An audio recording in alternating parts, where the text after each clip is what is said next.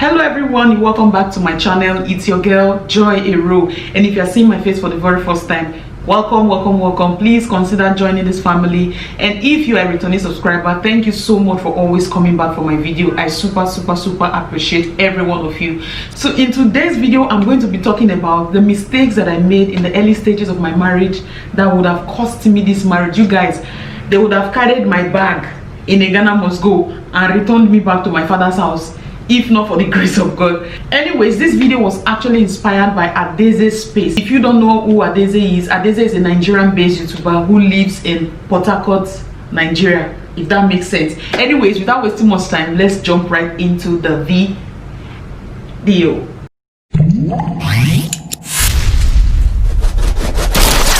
So the first mistake I'm going to be talking about is self-centeredness, you guys. When I say self-centeredness, I mean that the fact that I wanted things to be done my way, or the highway, if I put it that way. I wanted things to be done in a certain way because many of us growing up, we had this image in our heads of the way we want our marriage to be like, the way we want our spouse to be like, the way we want the family to be like, the way we want everything to be like actually. So I had this image in my mind, so I came into the marriage with that image in my mind. I just wanted everything to be in a certain way. So I wanted it to be my way because I realized that my husband wasn't buying that the ideas that I had in mind. It was not, in fact, he wasn't bothered about them. So it started making me feel a little bit, not just a little bit, a whole lot angry, bitter. I became a bitter person because I wanted things to be done just exactly the way I wanted it to be done. I wanted certain decisions to be made in a certain way, and when I wasn't getting that back, I was very angry. I was bitter. You know, I was always, you know, having these mood swings and all that because things weren't going the way I wanted them to go. I came with that boss lady mentality and I forgot that no, in marriage I need to drop that. If he has been allowing me to win over certain arguments before while we're cutting, it's not going to be like that now. I needed to also understand his point of view and put that into consideration, but I didn't care, you guys. I just didn't care. I was still living my spinster life even in marriage, and it caused a whole lot of problems that, you know, if not for the grace of God, it would have been a different story, you guys, by now. So I think that was something that I've learned, and I think it's a mistake that I made. I know better now. I know better to plan ahead, to discuss with my partner, oh, this is what I think we should do, this is what I want to do, and seek his opinion before, you know, diving into things. So I think I know better now, but those days I was a different person entirely. Anyways, moving on. The next mistake I made in my early stages of marriage that would have cost me this marriage, you guys, was, you know, I wasn't opening up enough. I was too secretive. I was if you see me looking down, it's because I'm trying to read my book, because I wrote everything down. I don't want to make mistakes.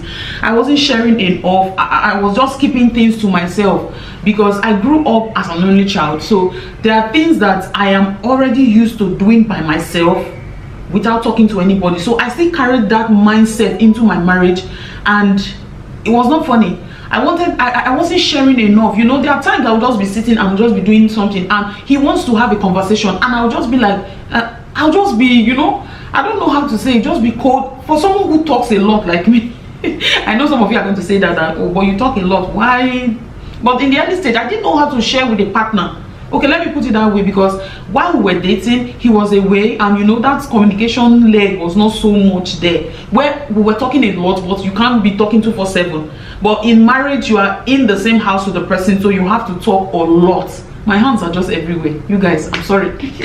So you have to talk a lot. So that was something that, you know, I wasn't sharing enough. I was keeping, not that I was keeping secrets.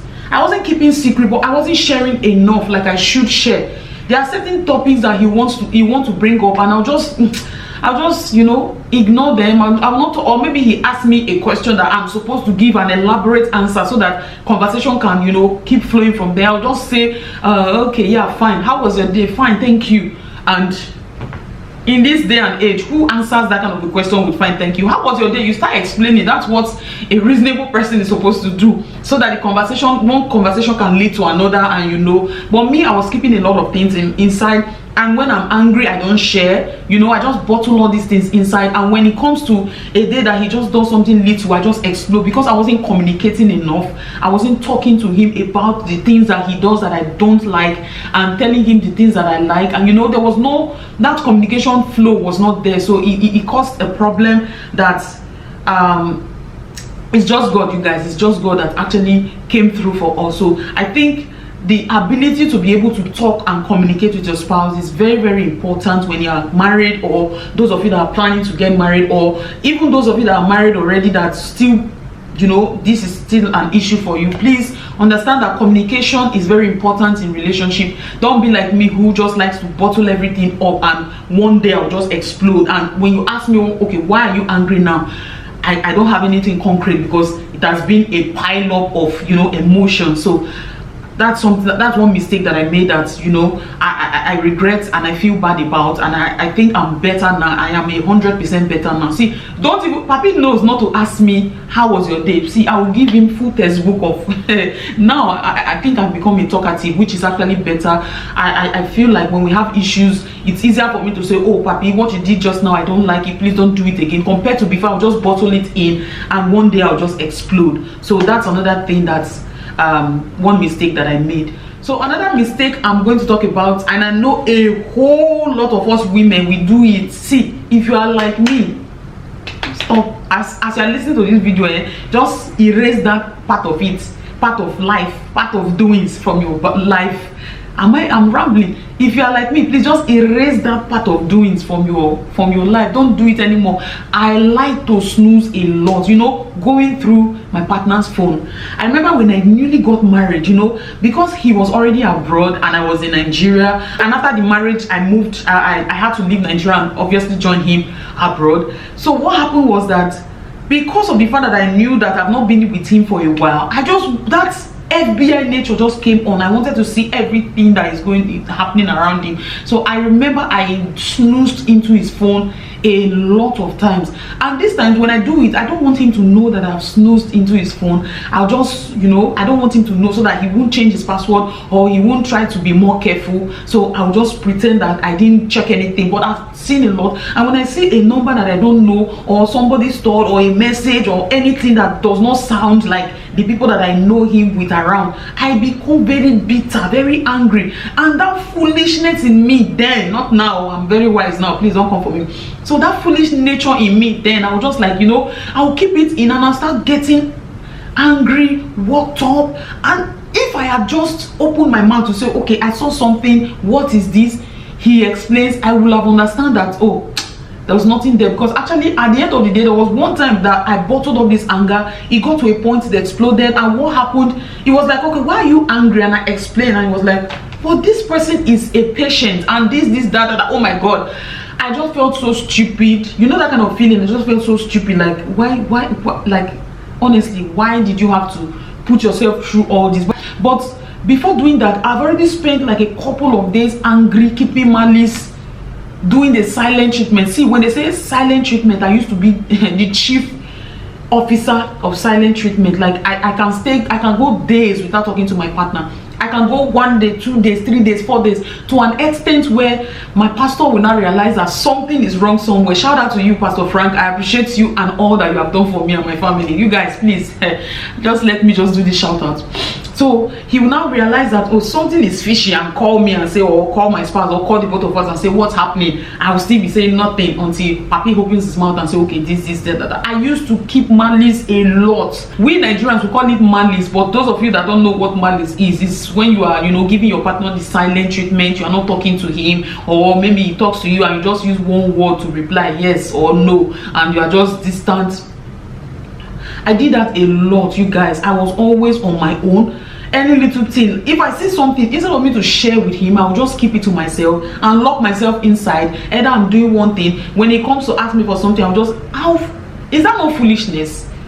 How can a newly wedded person who is supposed to be in the honeymoon phase, who is supposed to be enjoying your marriage, all these times I've wasted now, I regret it now that we have 2 kids. Like, I'm even looking for that alone time to spend with him, but A will come and say, mommy, I need this, daddy, I need this, I need this. You understand? So, but that early stage, I was so stupid to allow this childish and single mentality to creep into my marriage, where I go days without talking to my partner. Even when he comes to me and tries to make peace, I still feel like Odogu. I feel like Queen Elizabeth of London, and I will still carry my head like somebody that is wearing an invisible crown and still be doing younger. That was just total foolishness, if you ask me. At a point, they got tired of trying to make peace, and the person is trying to make peace with is not even ready for peace. At a point, they told me, I cannot continue like this. You have to go. If you, this is how you want, this is not how I envisaged my marriage is going to be like. I want a happy home. I want a happy home. That's what I've prayed for. That's what I believe that I want.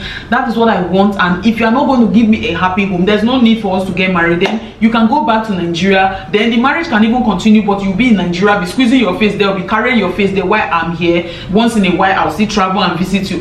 That was when it dawned on me that who am I deceiving? So I will not be in Kafanshan. He will be in another place. Then we'll be, what kind of no. That's when I started realizing that no, I cannot continue like this. I needed to share, and by the grace of God, you know, I started opening up and things became better. And I remember one time my pastor told me that a home where there's always crisis, where there's always conflict, that good things hardly comes to that home.